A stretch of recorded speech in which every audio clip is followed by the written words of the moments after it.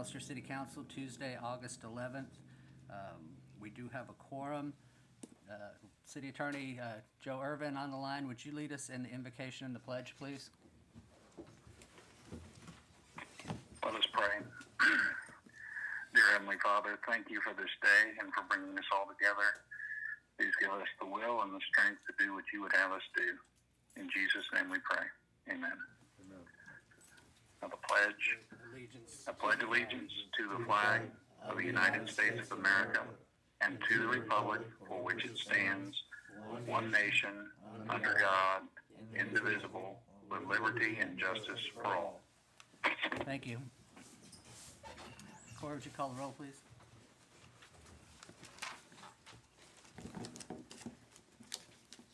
Councilman Smith, Here. Stevens, Here. Cox, Here. Brown, Here. Boatright, Here. Pritchard, Here. Mayor. Here. We're on to citizens' comments on non-agenda items. Residents may address the council regarding an item that is not listed on the agenda. Residents must provide their name and address. Council requests that comments be limited to 5 minutes.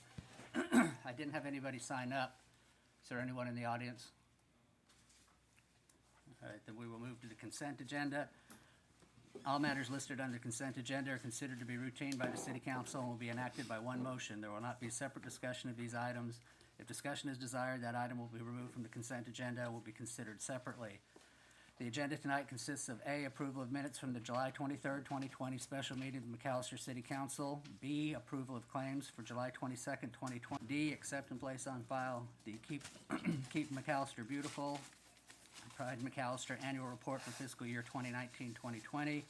E, consider and act upon authorizing the mayor to sign the consent to assignment and assumption of contract for CDBG Administrative Services to PSC, doing business as Cardinal Engineering.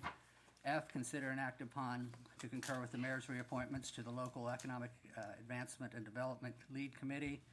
G, consider and act upon to concur with the mayor's appointment of Justin Few to the Local Economic Advancement and Development Lead Committee to replace Mickey Lloyd as the Small Business Representative.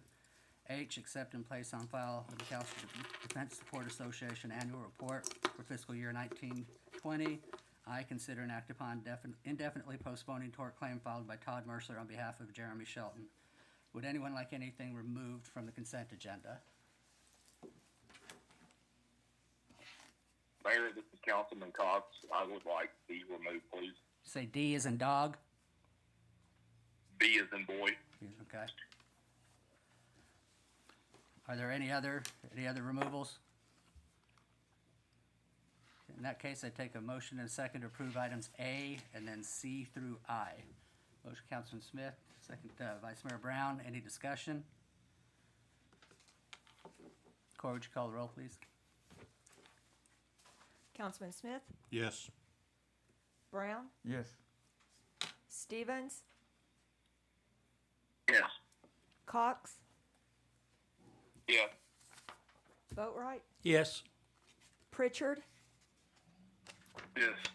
Mayor. Yes, and the motion carries. Councilman Cox, item B. Yes, this is for the city manager. On Fund 38 of the claims, and it looks like it's page 19 of the claims report. And I'll give you a few minutes to get there.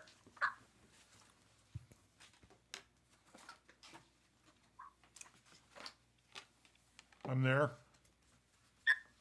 Can you explain to us what BLX Group is and what this expenditure is for, please? I do not know what that is, Councilman. I will get that information for you and let you know. All right, thank you. Part of our dedicated sales tax for MPWA. Hold on just a second. Let me see if Ms. Swift is here, our CFO. Are you familiar with this payable? I'm not certain what to say. We'll get back to you on that, Councilman. Okay, thank you. It's listed as an agent fee, so Yes. if that helps any. Okay, Any other discussion on item B? Take a motion and a second to approve item B. Motion, Councilman Smith. Second, Councilman Boatright. Any discussion? Corr, would you call the roll, please? Councilman Smith, Yes. Boatright, Yes. Stevens, Yes. Cox, Yes. Brown, Yes. Pritchard, Yes. Mayor. Yes, and the motion carries. We're now on to public hearing. Any persons interested in any ordinance listed under scheduled business shall have an opportunity to be heard in accordance with Article 2, Section 212B of the city charter. We have two tonight. The first is an ordinance amending the general zoning ordinance and accompanied map thereto, known as General Zoning Ordinance Number 1843, 1989, by changing the classification of the zoning district for Lot 1 in Block 117 and a part of Lots 2 and 3 in Block 117 in the city of North McAlester in Pittsburgh County, state of Oklahoma, from R1B Single Family Residential District to C1 Office District. The other hearing is an ordinance creating Chapter 94, Streets, Sidewalks, and Other Public Places of the McAlester City Code, Article 1, in general, Sections 94-8, permit for electric charging stations on public streets and sidewalks, repealing all conflicting ordinances and providing for severability. So I take a motion and a second to open the public hearings. Motion, Councilman Smith. Second, Vice Mayor Brown. Any discussion? Corr, would you call the roll, please? Councilman Smith, Yes. Brown, Yes. Cox, Yes. Boatright, Yes. Pritchard, Yes.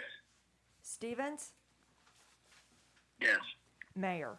Yes, so we're now in a public hearing. If anyone would like to address the ordinance amending the general zoning ordinance, please come forward. Seeing no one, if anyone would like to address the ordinance creating the street, sidewalks, and other public places usage. Seeing no one, I take a motion and second to close public hearings. Motion, Councilman Smith, second, Councilman Boatright. Any discussion? Corr, would you call the roll, please? Councilman Smith, Yes. Boatright, Yes. Brown, Yes. Pritchard, Yes. Stevens, Yes. Cox, Yes. Mayor. Yes, and the motion carries. We're on to our regular business. Under item 1, it's discussion on rural water districts, contracts, and pricing. I was contacted yesterday by the management company who oversees a lot of this for them, and they asked if we would postpone this to our next meeting, that they need a little bit more time to be prepared. So we're gonna skip over item 1 and go directly to item 2, which is consider and act upon an ordinance amending the general zoning ordinance and accompanying map thereto, known as General Zoning Ordinance Number 1843, by changing the classification of the zoning districts for Lot 1 in Block 117 and a part of Lots 2 and 3 in Block 117 in the city of North McAlester in Pittsburgh County, state of Oklahoma, from R1B Single Family Residential District to C1 Office District. Ms. Clifton. Good evening, council. I have before you this application to change the zoning from the R1B to the C1. The planning commission did meet on July 21st and voted 7 yes and 0 no to recommend the applicant's request be approved as presented. Is there any questions or comments from the council? I know we have a Ms. Jamie Reagan on the phone that wanted to address the council on this. Ms. Reagan, can you hear me? Yes, sir. Yes, Mayor. Okay. I'm actually only here in case you have questions. Okay. Are there any questions or comments? I would take a motion and a second to approve. Motion, Councilman Smith, second, Councilman Boatright. Any discussion? Corr, would you call the roll, please? Councilman Smith, Yes. Boatright, Yes. Pritchard, Yes. Stevens, Yes. Cox, Yes. Brown, Yes. Mayor. Yes, and the motion carries. We're on to agenda item number 3. Consider and act upon a use permit after review in the C1 Office District for the use of the property at 2617 North Ash Avenue, described as Lot 1 in Block 117 and a part of Lots 2 and 3 in Block 117 in the city of North McAlester in Pittsburgh County, state of Oklahoma, for a child care center. Ms. Clifton, once again. Yes, this is the same property, the same applicant, and this is to allow them the use permit after review, now that it's been rezoned, to be able to operate a child care center. It's, the planning commission met the same application before them July 21st, and they voted unanimously to recommend the applicant's Application. request be approved as presented. All right, are there any questions or comments?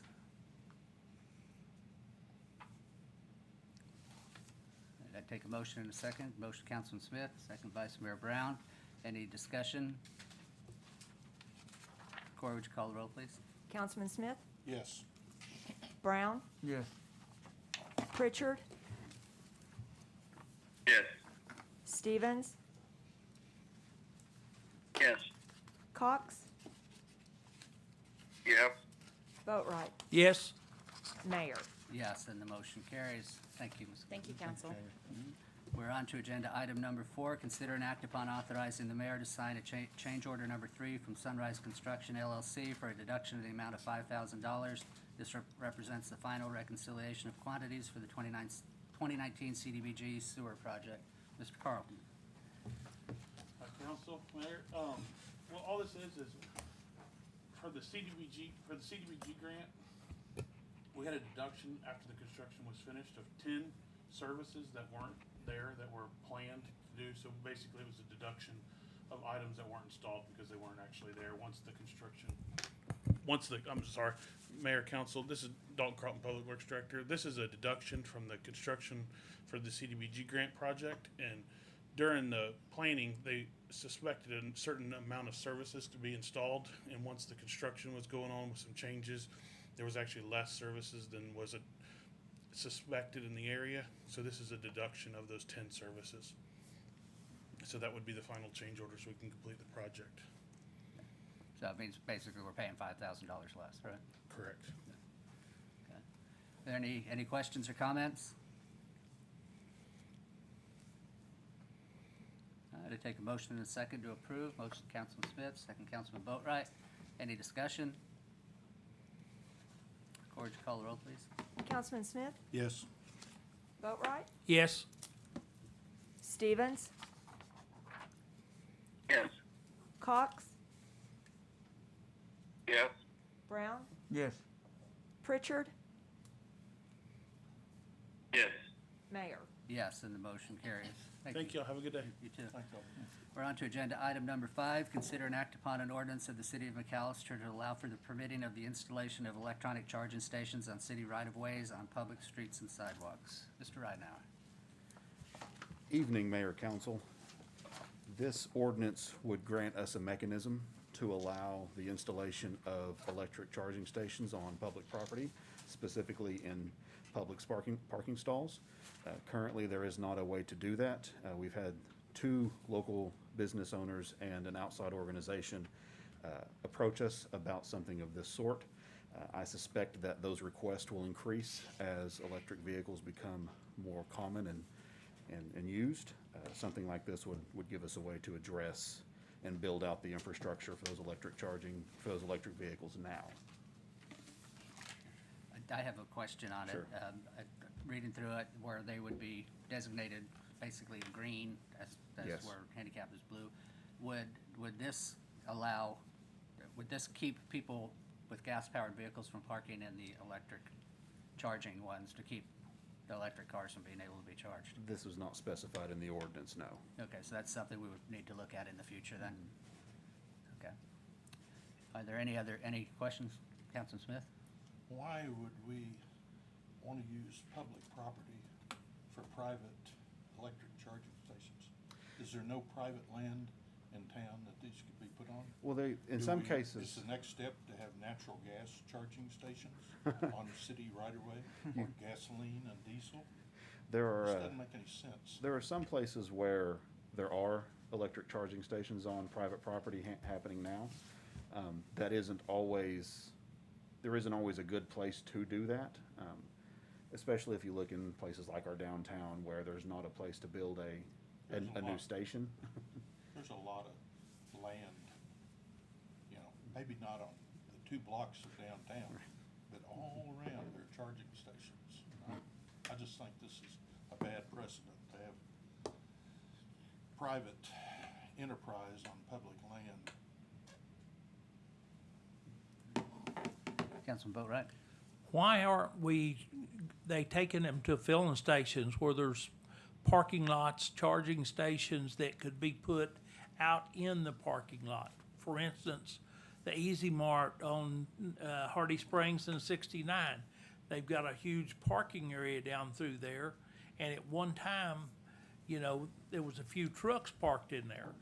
But why aren't we going to public property when they really need to go to a filling station, or they need to go to an area that could handle that? I don't consider putting one on a right-of-way, right off the side of a street or somewhere where they can hook up and charge. You know, if you had a lot somewhere that you could put 8, 10, 12, like they do travel trailers and stuff like that, why couldn't they pull in and charge in something like that rather than just odd in places across town? I suspect that we will see more and more in that more and more of that over time. Right now, you're seeing individuals. Electric vehicles have really reduced the barriers to filling up your vehicle. Whereas the infrastructure necessary to use gasoline is much higher. You need more acreage. Right. You can install an electric charging station in a pretty small area. That reduction in kind of the entry cost of doing that would allow individuals, sometimes even a business owner that doesn't have any room on his side of the line to install one, Right. to do that. It's the reason why we're seeing people step forward to say, we would like to install some electric charging stations in our area, but we don't have room. Could we do it on the public side? Well, I could understand it if we use something like Choctaw parking lot, part of that north end of that's not used at all. I mean, if they were to put something like that, I may be for it, but I just don't see it going on street corners or right out, right off beside the road. I feel like that it's not the place for that.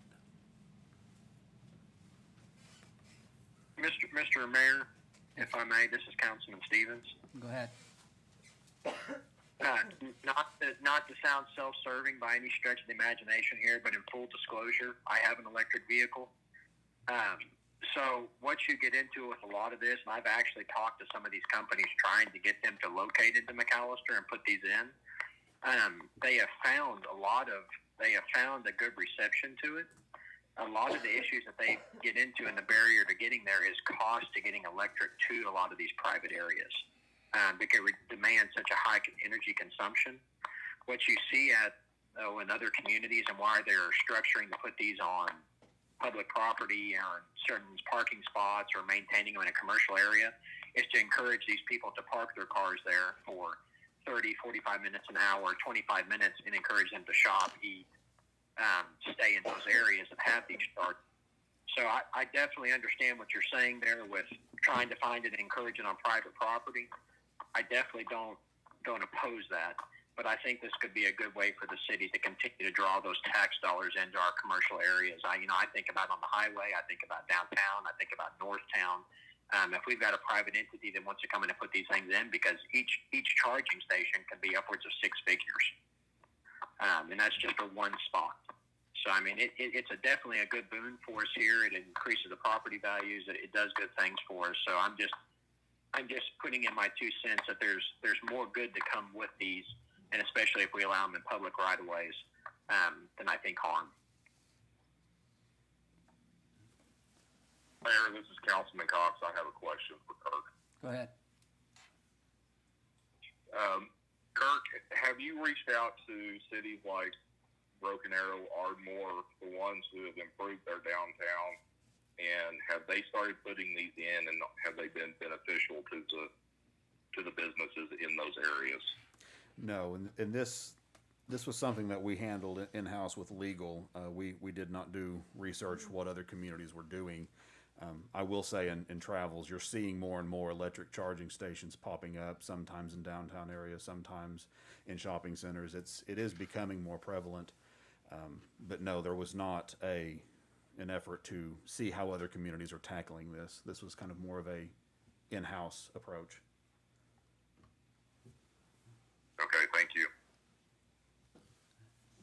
I can see, like, for instance, in Northtown, we had an old station tore down and stuff there, and it's a big open area, especially for Old Town, Northtown, to have some business. Some people come in there to do business there.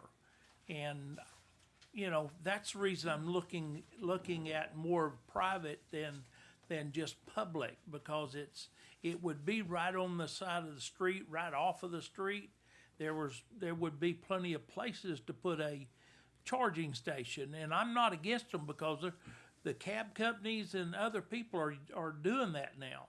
So we need to figure out which is going to be the best way, and if it's more private, it may be better, because they're gonna reap some of the income off of it. So do they go put a card in and charge with their credit card, or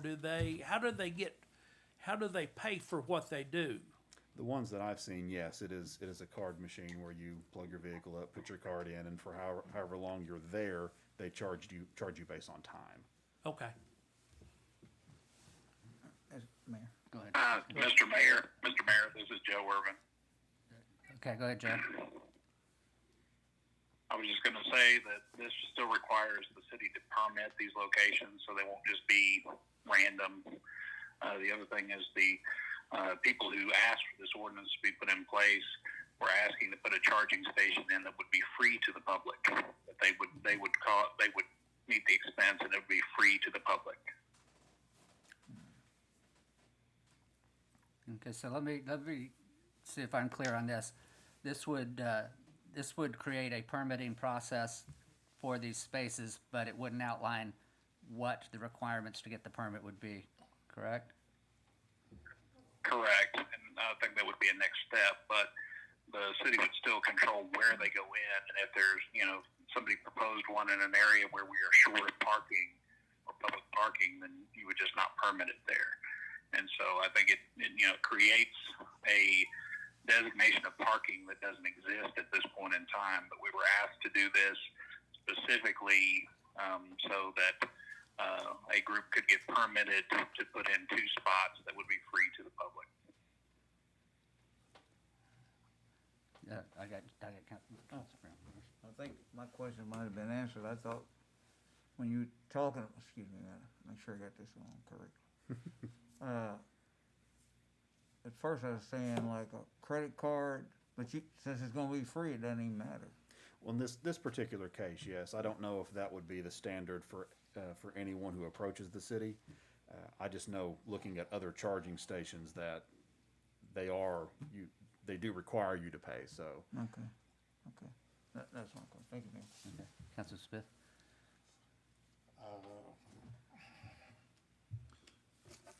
I think the first one might be free, but it's hard to believe that people that are putting in 6-figure charging stations are going to provide that service for free for the next second one, the third one, the fourth one, and so on.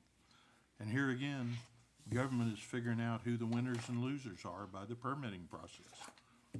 And so, to me though, we've got plenty of land, we've got plenty of private places. It's not like they have to be, we don't have to provide spots to enhance shopping. We're already providing the spots for parking.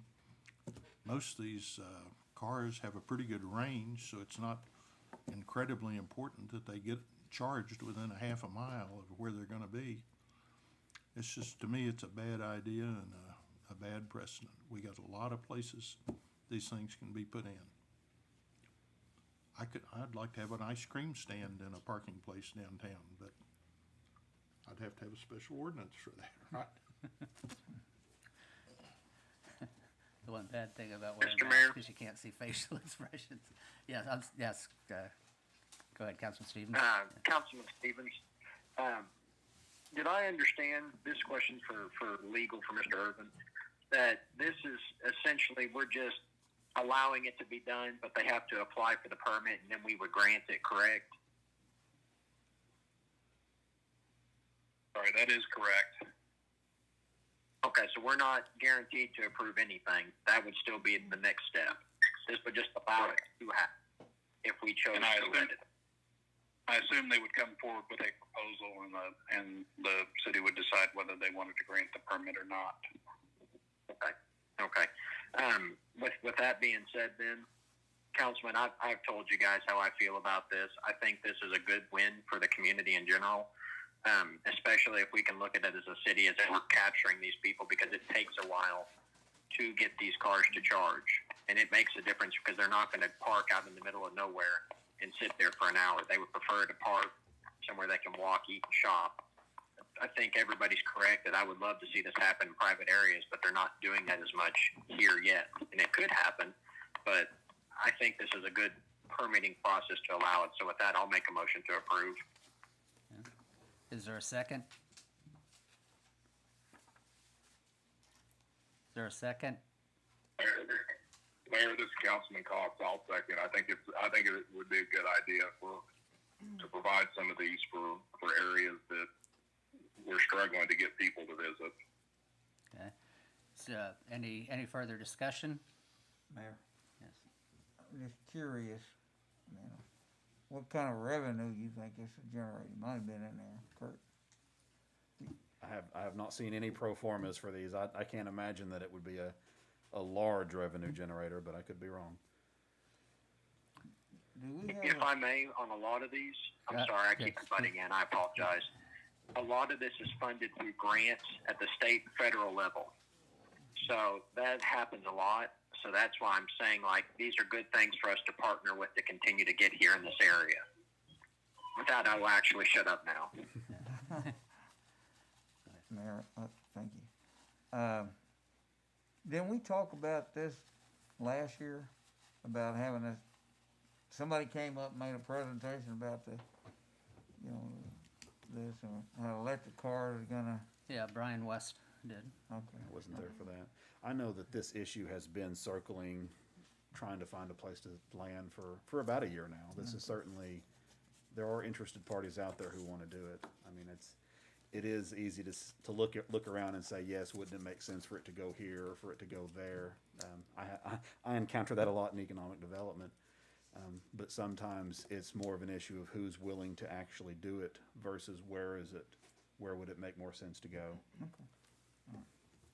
Have you got some areas that you're talking about putting these? Have you got a site available that before we actually vote on this, where we know where they're going instead of just saying they're putting them anywhere they want to?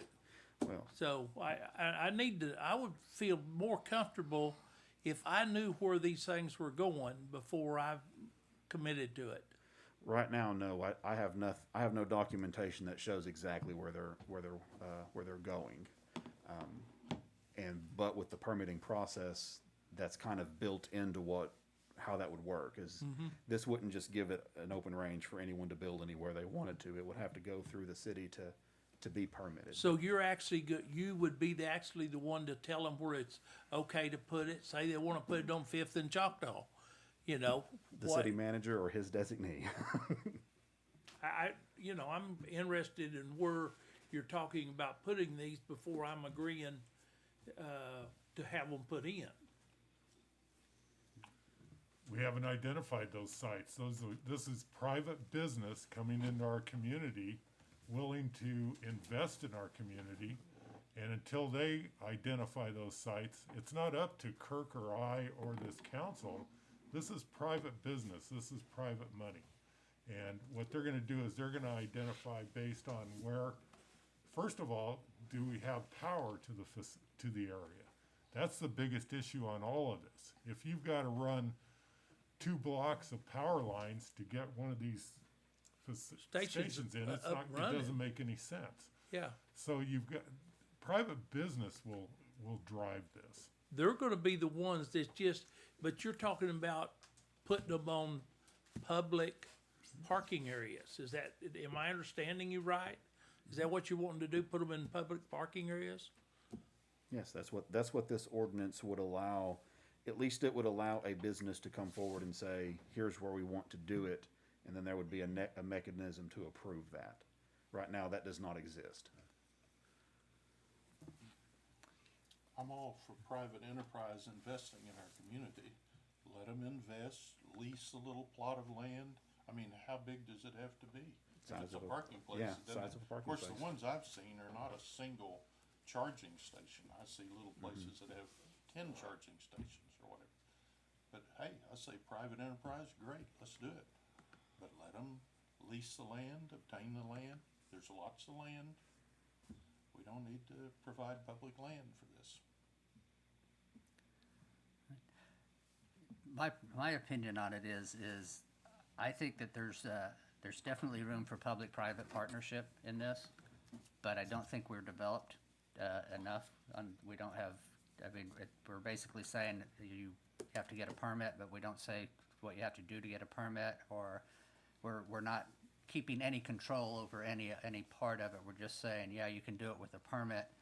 So I think, I personally would like to table this and get more information as to, you know, what it's going to require to get a permit, because what we're doing right now, I mean, it's not likely this could happen, but every business downtown could want to put in 2 electric charging stations in front of their building, and we would have no criteria as to say yes or no.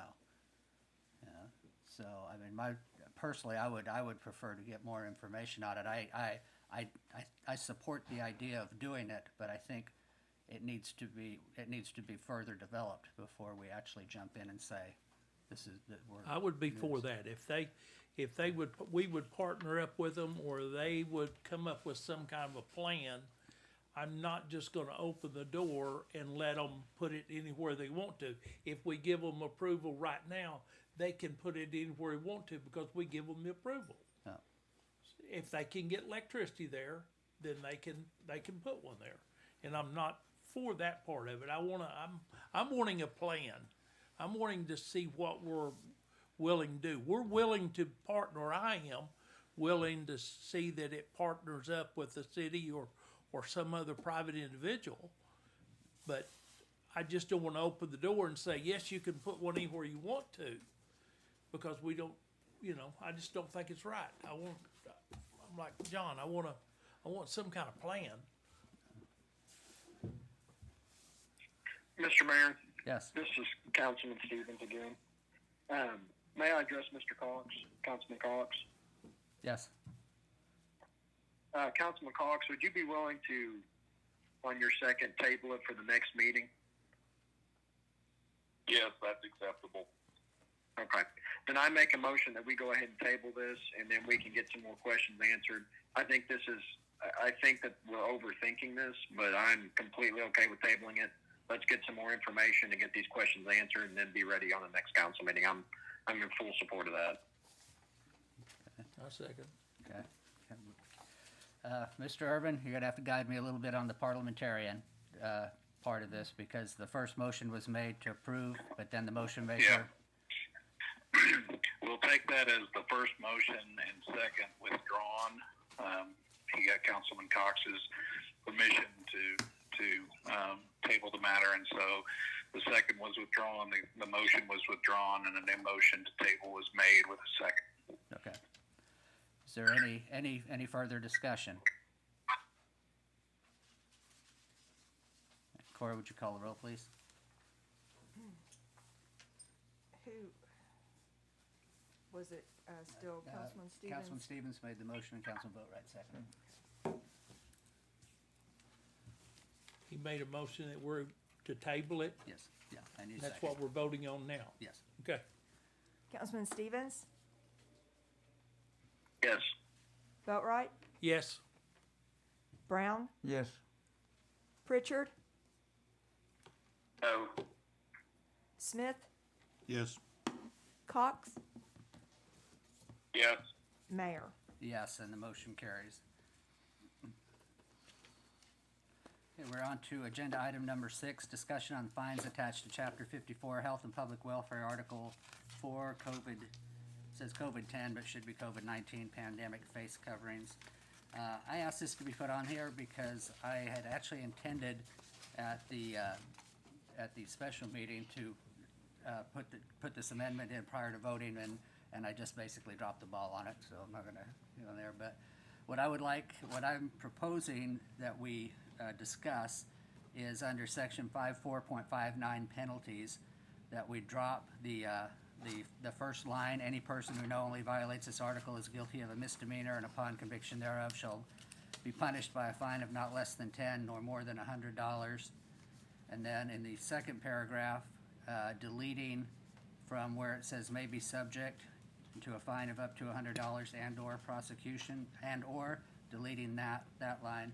And the reason for that is because when you read into, when you continue to read into it, it would read,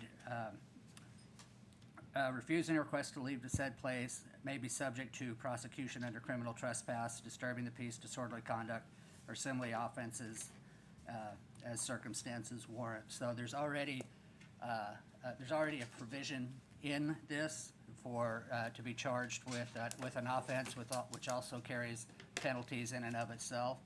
So having the $100 in there is kind of a fine on top of a fine from the way I look at it. So that's my reasoning behind it, and I'm certainly willing to listen to any input from the council. So you're saying that you're striking the fine out of the deal?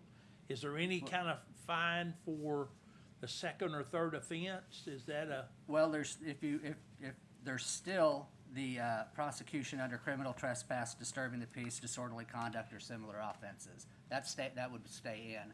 It would just be the $100 fine besides those offenses. Okay. Councilor Smith? I think it's a good idea. We can't, this is just a discussion item, so if anyone has any other comments or questions, be happy to take them.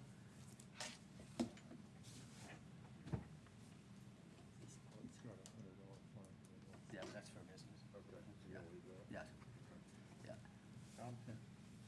I wanted to ask you, I was out at Wally World the other day, and I noticed a fair number of people were wearing face shields. Is that covered by face covering? Is that Yes. what your intention was? That would be my interpretation. Probably Mr. Irvin would be better, legal on it, but my interpretation would be. Mr. Mayor, that's why it's a face covering ordinance, not a mask ordinance. So you can have cloth or anything that covers the mouth and nose.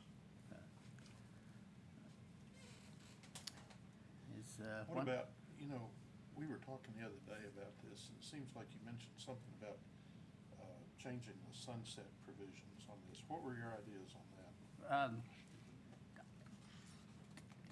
I'm not sure if I can do it since it's not on the agenda on that part of it. Okay. But if, I will tell you that depending on the impression that I get from the council on this discussion, I will be calling a special meeting to address this, and also a 30-day review on the ordinance itself, and anything else that the council would be interested in looking at on the ordinance.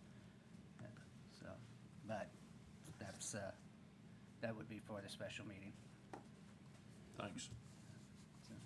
Mayor, Yes. I had someone ask me how we can enforce this. I mean, fine, Yeah. I've gotten it a lot in the last couple of weeks. Just like we enforce any other law.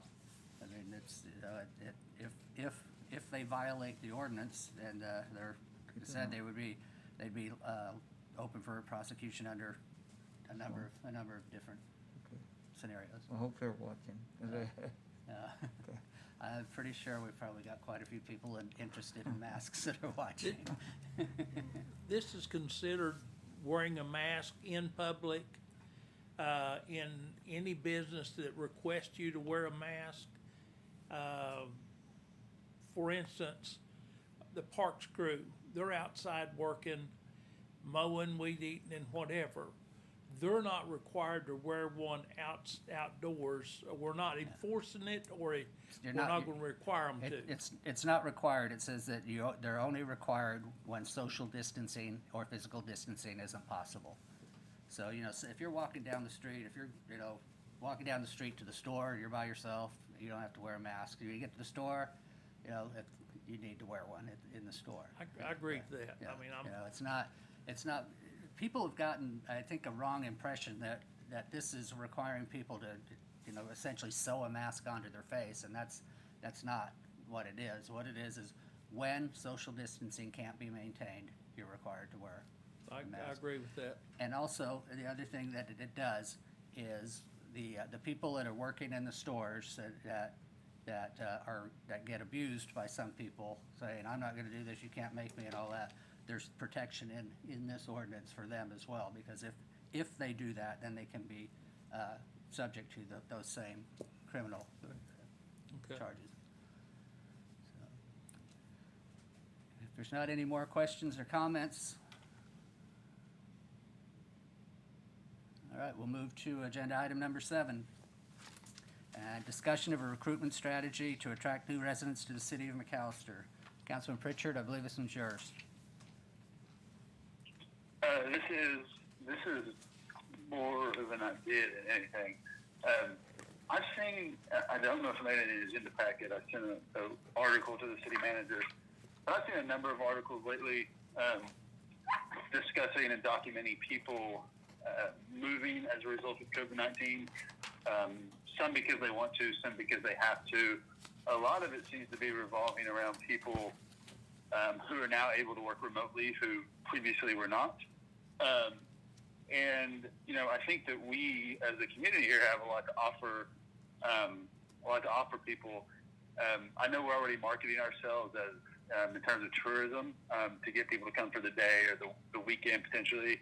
But I think we've got an opportunity here to market this community to people across the state, across the region, maybe across the country that are looking to relocate and have the opportunity to relocate. Now, people I think are looking potentially for maybe some smaller towns that have better access to nature, to the outdoors, better access to community, to really get connected better. And I think we offer that, or potentially offer that. And so we might be wise to think about developing or potentially even just using some of the existing tourism materials, but targeted toward people looking or considering relocating to a different place that McAlester, might be a good fit for them. Councilman Smith? Is Kurt working on that sort of thing? Well, yes, actually, all 3 of us are. Want to tell us? Councilman Pritchard, were you done? Yes, I was done. I mean, I can talk more if you want to keep listening to me. Well, we've got Billy Sumner and Eddie Gray here, and we're gonna Yeah, get. good. They'll be better than me. All right. Mayor, Council, Mr. Stasiak, Billy Sumner, Director of Tourism, and of course we got Eddie Gray and Kirk Reinauer behind us as well. That is something we definitely agree on with you as well too, Councilman Pritchard, that a lot of what we're doing in tourism can be used for this kind of project along with the conjunction with economic development. If you have looked on our Facebook page recently, we released a 30-second commercial highlighting a wide array of food places to eat in McAlester. And that was something we wanted to just do to start a series of projects that hopefully we can release a video a month highlighting different aspects of McAlester that we want to promote or just encourage people to take advantage of. At that point, we can then gather all of this kind of a database and all these files, photos, videos that we can then make a larger video that would be longer, that would be more towards this kind of project as well. Councilman Smith? How do we target people that we want to have see this? Do they just have to happen upon it? There are some, direct marketing aspects through Facebook that you can pay to market towards certain demographics. That's something we've not done really within our department, but we have done, a lot of partners in the tourism industry have, and we can definitely look to them for some advice on that as well. And we're also working with Facebook. We have our Instagram social media accounts. And actually, once all these videos are active and in fruition, then we'll start a YouTube channel. That way people can access it that way. Mayor, can I reply to Councilman Smith's question too? Yes. Yeah. So, I mean, the way I see this generally working is a pretty targeted approach. It would mostly involve digital marketing, but I mean, we could definitely run ads. I mean, we could run, Google AdWords, we could run Facebook, we could run Instagram ads targeted at people that are, searching for terms related to relocation. So, if somebody's searching for a new home or potentially like maybe looking for furniture or things like that, you could develop different strategies. But you can target the ads pretty narrowly to people that are, at least considering that. Or you can target ads at people, that have interests or that do things related to working from home. Because that's really a big opportunity here, I think, is that so many jobs, and a lot of them really well paying, are going to remote, companies are allowing their workers to work remote. And so, I don't think we think a lot about this in terms of economic development. We don't think about economic development like this, but, if we get, I don't know what, but we get 50 remote workers to move in McAlester by running a relatively small amount of digital ads, that could be a really, really big return on investment. I mean, if we get 5 of them to move, that could be a great return on investment. Council, I would like to expand Mayor. on that. Oh, go ahead, Coley. Councilman Stevens. Mayor, if I may, Yes, go ahead. just to echo a little bit of what Councilman Pritchard said as well. I've seen this with who we've been dealing with in the office and answering phone calls. I have got, believe it or not, just in McAlester, Oklahoma, we have got a ton of interest from people looking to move here from California, Mississippi, Texas, Tulsa, Oklahoma City. We've had hits from as far away as New York as well, with people that are looking to move out of areas right now that the cost of housing has been incredibly high, but also looking to change the pace of life with everything that's happened with COVID and all the other things that are happening in the world right now. He touched a lot on remote workers, and we've had some people that my office has dealt with and sold homes to that are remote workers that have moved here recently. Some from inside of Oklahoma, they just wanted to get out of a larger community and find a slower pace of life and some place that offered that small town feel. Some people that are looking to move here from much larger communities, they drive electric vehicles. They want a nice coffee shop to go to. They want to find ways to spend their money here, and they have very good paying jobs. So I think that we could do this, like you said, with targeted ads, mainly digital, and I think get a really good return on our money and not have to spend a whole awful lot to do this. We're seeing Tulsa do this right now with like the Kaiser Foundation and things like that, where they're helping people establish and move as their remote workers. So I think this is a great idea, the one that we could flesh out with very low investiture and get a great return for. Councilor Smith? Cully, what do you think led these people to McAlester, the ones you're just talking about that hit without us doing anything? Some of it, honestly, was just the way we market. We do a lot of social media marketing. Some of it they stumbled across us. Some of us, they've seen something, as weird as it is, they have an idea of what an idyllic setting is in Oklahoma in a small town community feel. And they looked at 4 small towns in Oklahoma that came to McAlester and went, we like this one best. And I know that sounds kind of crazy at times, but it really is true. Hey, I like it. Had one gentleman flew in here from Mississippi, looked around. I'm actually meeting with someone Thursday that's driving here from the suburbs of Atlanta that researched Oklahoma, researched this part of Oklahoma, and saw how beautiful it was, and then settled on McAlester because they saw that it had access to health care. It was still close to airport, but it offered them a slower pace of life that they wanted.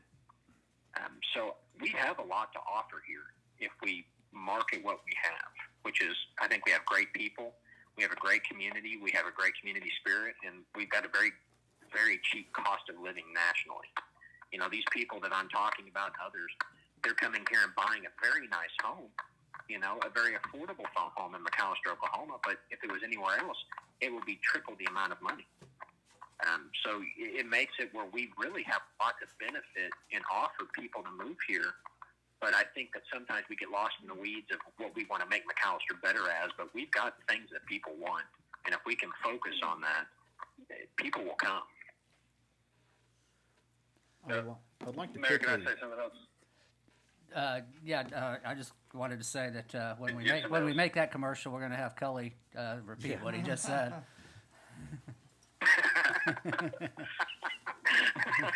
As long as it's only my voice, I don't want my face on anything. We're trying to get people here, okay? Okay. I was just going to say, I mean, we may have to actually make a little, I mean, I think the tourism department has some content that we can start with or that can be used, but I mean, I think we probably do need some additional content because, you know, something Councilman Stevens said, you know, I think the hospital's a draw here. I think the parks are a draw here. You know, things that don't matter necessarily as much to people just coming for a day or for a weekend, but when you look for a community, and I feel like we're a pretty good size in the sense that we're a small town, so it's physically it's easy to get around, it's easy to get connected, it's easy to get involved. But then we've got, you know, still some pretty good amenities, you know, like the hospital. We have good access, you know, via the highway network to other places. We got good access to Lake Eufaula, to Robbers Cave, down to the east for, you know, for getting outdoors. And so I think there's a lot here. Some of it we probably already have the content for. Some of it we may have to create. But I mean, we're still talking about, you know, very low sums of money that we could spend. And, you know, if we run, or if the staff runs a digital program, or, you know, mostly digital centered program, the good thing about that is you're going to be able to track the results of that, you know, really, really easily and see if we're getting any traction or not. So this could be a really small program, or something that could start small and, you know, could certainly grow if the results bear out that it's been successful. Councilman Smith? So, can we put the burden on tourism and economic development to come up with a plan to do some of this? I think that's fair. A lot of this is just going to be formalizing things that we're already doing, but absolutely, I think that's something we can put together. I do want to briefly mention, because there's another side of this coin. We're talking about recruiting in remote workers, but something we've been working on for at least the past year. We're trying to build kind of a pipeline here in McAlester for people that already live here to maybe raise awareness of remote jobs and also create ways for them to quickly become proficient to take on those remote jobs. Councilman Pritchard, you mentioned a lot of the benefits of remote work. I mean, someone that lives here, traditionally not an area where there's a lot of high-tech jobs, as more and more of these jobs become remote, it gives locals the opportunity to get the skills they need, stay in McAlester, and start earning wages higher than what they might otherwise have by staying. So not only do we have the recruitment side of it, we need to make sure that we have that local infrastructure built here in McAlester, so that way the existing residents can also take advantage of those opportunities. And as for building the database, that's happening naturally as well as we collect photos and we collect videos. The city of McAlester has purchased a drone that we're still training employees on, but as they get better, we're getting better footage. So that it's kind of naturally moving that direction. It's definitely something that we can focus in on and make sure happens in a more rapid pace. But yes, this is something that's incredibly important for the city to tackle. And fortunately, we've made some great strides already, but it's something we want to continue to do. And also kind of to applaud the council, you know, over the years, all of those small quality of life amenity pieces that we've put in place, either at our parks or our walking trails or our bike lanes, they may seem insignificant individually, but collectively those pieces do help recruit people. to McAlester, and especially if they can go anywhere with their job and the job isn't tying them down, those quality of life pieces become more important than ever. So I applaud the council on the things that they've done in the past to raise the quality of life of McAlester. I'd like to start working from home. Can you send me some information on how I can Absolutely, improve my chances? absolutely. Mayor, I got one question. Mayor, I've got a question. I didn't look at the budget. Is there money somewhere?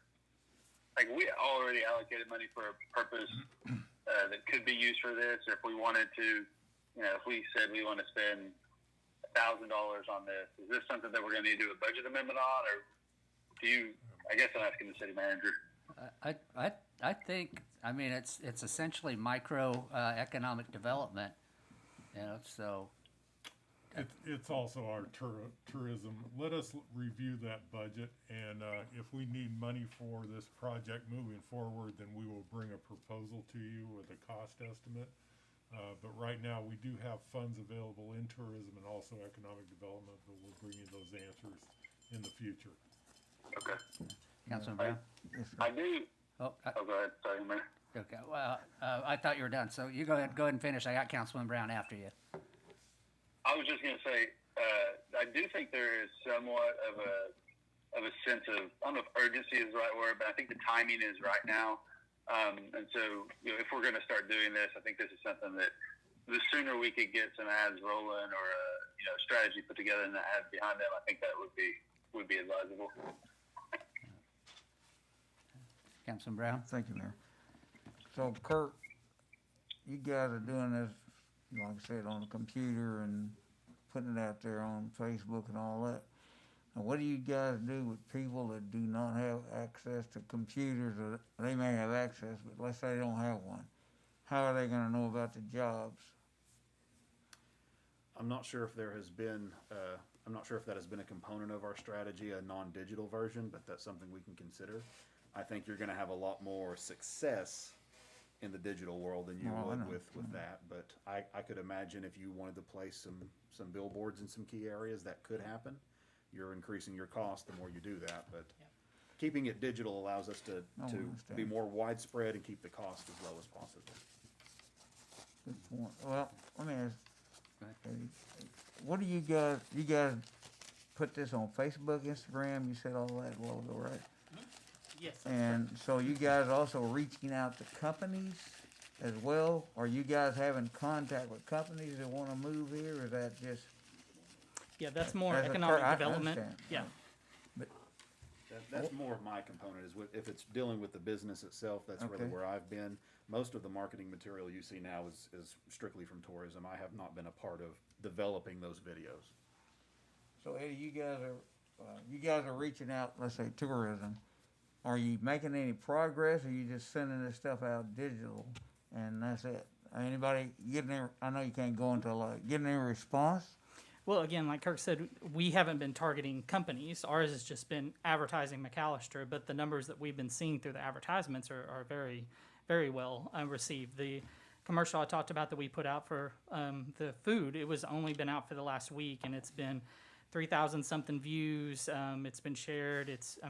As I believe it was Councilman Pritchard or Councilman Stevens was saying, you can track those numbers digitally like that, and you can really see if your return is coming from your work as well too. So, yes, we do see a lot of feedback from the stuff we have put out. So if somebody asks you, digital, what would you sell them, or what would you tell them that would bring them to McAlester?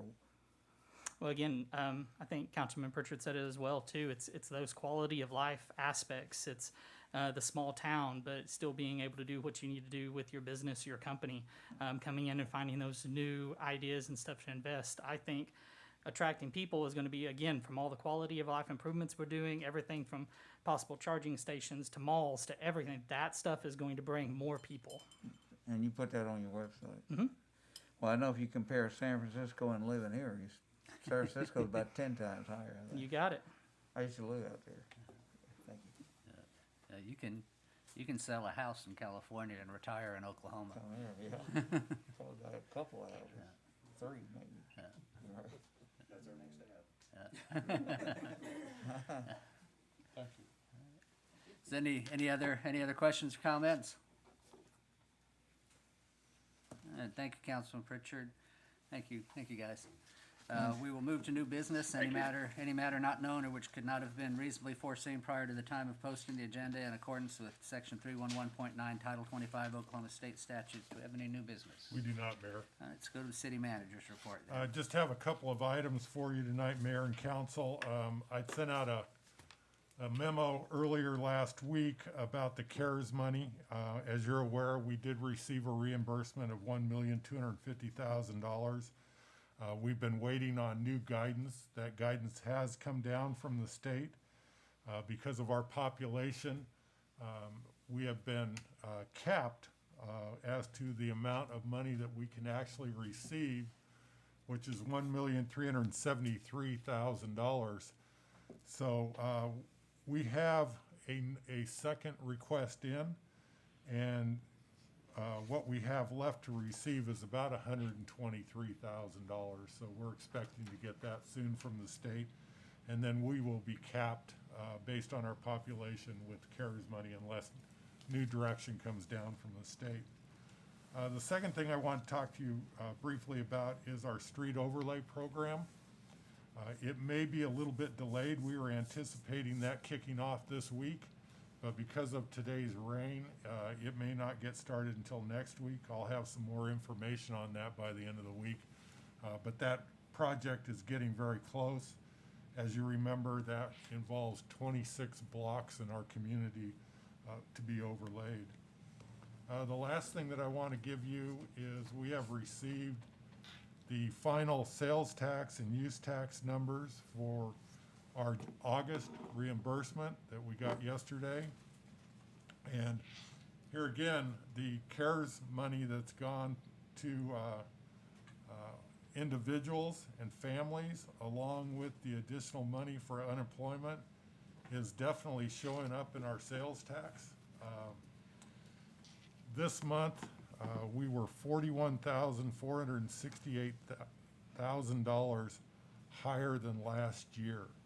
So even with the high unemployment that we're seeing nationwide, our sales tax return is higher. And our use tax for the month of August is $40,971 higher than last year. So the two, about $83,000 higher than last year. So we continue to see people spending money. I don't know if that will continue now that the additional federal unemployment money has ceased. But for now, the city is doing well. That's all I have, Mayor. I just have a question for you on the CARES Act, on the limit on the amount that the cities can receive. Yes. Was that set by the state or was that set by the federal government? That was set by the state. Okay, so we need to be talking to our representatives and senators. Yes. Okay, thanks. Okay, we are on to remarks and inquiries by the council. Councilman Smith? I wanted to mention, the CEO at the hospital was sending out a message today. We've had quite a few new cases, most of them in the last couple of weeks. A lot of them have been from McCurtain County, but now we seem to have an epidemic going through some of our nursing homes here. So that's adding to the new cases. I wanted to thank Pete and his staff for working on the cemetery. I was out there a couple of days ago and they'd done about 3/4 of it. I think they've gotten the rest of it. And I understand the next project is to go down to Mike Deek and start cleaning up the walking track and all around there. So that's a really good thing. You've been able to bring some people back. Yes. And so congratulate you on being able to stretch the money and get some more people at work. Thank you. Councilman Stevens? I'm good, thank you. Councilman Cox? I have a question for the city manager. It's in regards to the welcome sign out on West 270 that was damaged back in the spring because of the wind. All the rubble is still there. Do we have Do we have any plans to replace that or at least clean it up? Councilman Cox, my understanding is that was cleaned up the end of last week. We were sending crews out there. I'll double check that, but we had followed up on that. And the second thing is I have engaged our tourism department to come up with several new designs for that Welcome to McAlester sign, along with lighting for it. So they've been tasked with coming up with examples for the council to take a look at, and I'll double check, but I believe it was cleaned up the end of last week. Okay, thank you. Councilman Brown? All right. Councilman Boatright? I have two or three things. I want to thank Life Church for they coming down and mowed at Mike Deek. They spent 2 or 3 hours out there with several people doing mowing and weed eating and picking up trash. I want people to go by and visit with the popcorn shop over in Northtown. They've just opened it. They need all the help they can get, so stop by and visit with them, get you some popcorn over there. And Pete, I was gonna ask you about a burnt house that was been on the agenda for the last year and a half over on East Locust. And I think it's in the 400 block, and it was condemned and supposedly start tearing down, and I've got the neighbors calling me again. Miss Harrison was working on that when she was in this position. So I just need to know where we're standing on tearing it down. You know, it belonged to the Indians, so maybe I can talk to their councilman and see if the Indians will help us get it tore down if we don't have funds available. And I will research that and get back to you and let you know where it stands. Okay. Okay? thank you. That's the one with That's the big tree that caught on fire as well, isn't it? Do what now? The one that had the big tree in the back that burnt as well? Mm-hmm. Yeah, I spoke with those people about a year ago as well, so, yeah. I just wondered if the Choctaw Council will help.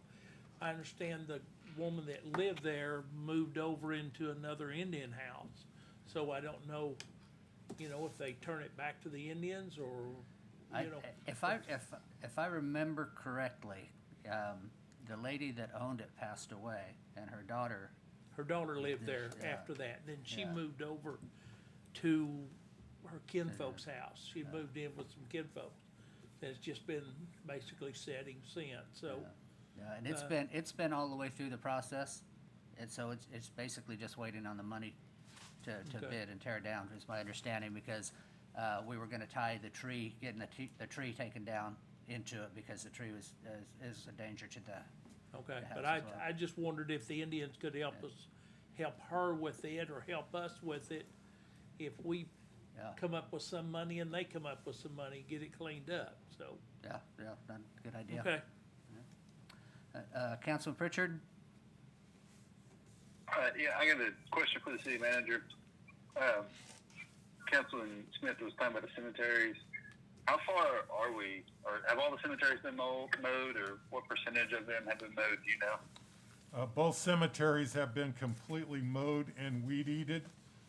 They were gonna go back today and pick up some of the piles of grass, and they're also blowing all the grass off of the headstones. That was delayed today. We did not have our temporary employees because of the rain. I think we're gonna get them back again tomorrow. So we've got some cleanup.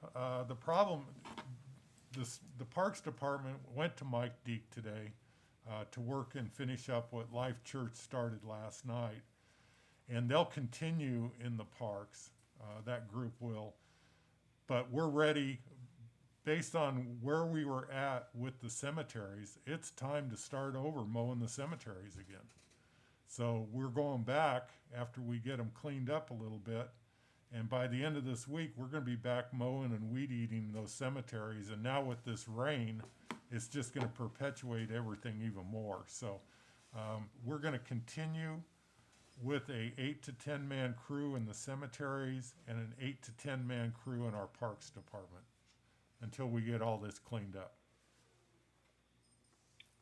How does that staffing level compare to last summer or normal? It'll be pretty comparable to last summer. In a normal year, we have 5 individuals, 5 employees in our cemetery department. That includes the sexton. And then we get 4 to 5 inmates every day in the cemetery department. Inmates are not available through the state. They've been in lockdown since March. Last week, we were able to work with the sheriff, and we get 2 inmates on Thursday and Friday of every week. But the most he can give us is 2. So we are taking that staffing, which is currently 2 cemetery individuals, 2 inmates on Thursday and Friday, and we have teamed up with Express Employment to give us temporary workers to help weed eat. So it's comparable, that level is comparable to what we normally have in our parks and our cemeteries. Can I ask you an unrelated question, or somewhat related question? We have something we adopted, I don't know, maybe 3 years ago. I can't remember what it's called, but it's a program where instead of paying fines, I believe you can do community service. Do you know, are you familiar with that program? I am. Do you have, what am I trying to ask? Do people do that? We've had probably 2 people that have gone through that program and worked off their fines. And I wonder if it is we offered. promoted that. It is offered. It's promoted. People, when they come in to pay fines, I believe are, and Miss Boatwright left. But I believe there's only been about 2 people, but we do offer it to individuals, especially ones that are struggling to pay their fines. Yeah, I was just wondering, which sounds like you're already doing, but I was wondering if we could, if some people wanted to do that or take advantage of that opportunity to help out at the cemetery, keep the mode a little bit. But it sounds like you're already doing that, so thank you. Yes, sir. Mayor's comments. We have received a card from former Councilwoman Harrison. She asked it be read. Mayor Brown and McAlester City Councilors, I appreciate the plaque and value its reminder of importance of city government. The input from each city councilor, city attorney, city manager, and city employees was helpful. Thank you again for an opportunity to serve Fifth Ward, a caring, friendly community, and the great citizens of McAlester. Sincerely, Maureen Harrison. So, thank you, Ms. Harrison, for the work that you put in while you were on here. You were definitely a hard-working councilwoman.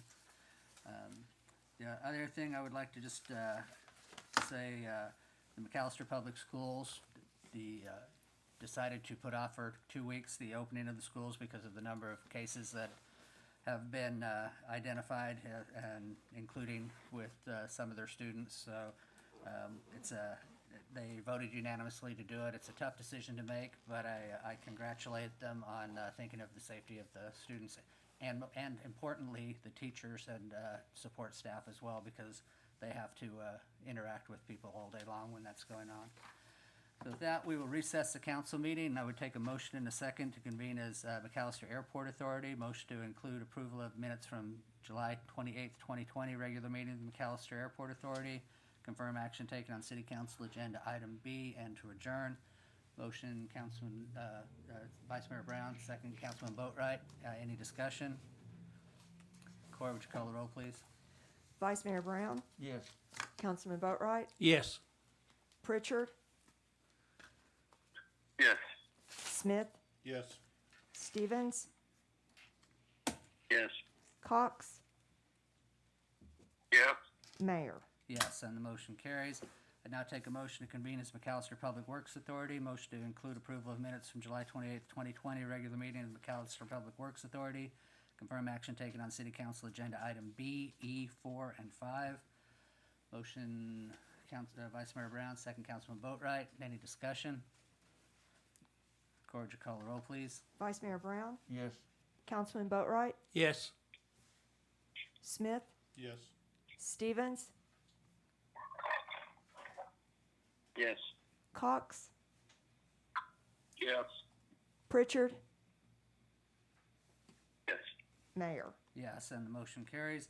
I now take a motion to go into executive session, proposed executive session pursuant to Title 25, Section 307B2, to discuss negotiations concerning employees and representatives of employee groups. This evening is a fraternal order of police. Motion, Councilman Smith.